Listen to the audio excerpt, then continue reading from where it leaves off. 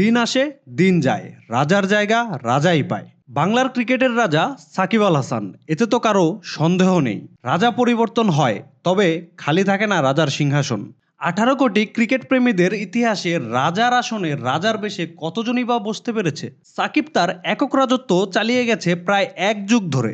কে ধরবে বাংলার লাল সবুজের নতুন হাল? কেই বা ভাঙবে এই নতুন সব রেকর্ড?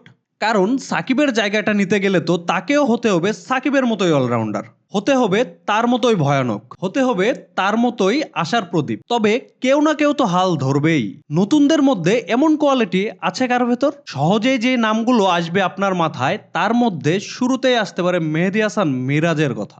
মেহেদী হাসান মিরাজ অলরাউন্ডার র্যাঙ্কিংয়ে নিজেকে নিয়ে এসেছেন সেরাদের কাতারে, কিন্তু সকলকে চমকে দিয়ে মিরাজকে ছাপিয়ে যেতে পারে আরও একটি নাম। ক্রিকেট বিশ্লেষকদের মতে রিশাদ হোসেন হতে পারে পরবর্তী সাকিব। আন্তর্জাতিক ক্রিকেট ক্যারিয়ার খুব একটা বড় না হলেও নিজের জাত চেনাতে ভোলেননি রিশাদ হোসেন।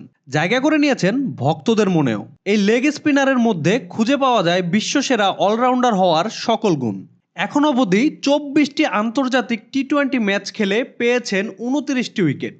সঙ্গে লো মিডল অর্ডারে ব্যাটে নেমে 140 স্ট্রাইক রেটে সংগ্রহ করেছেন 128 রান।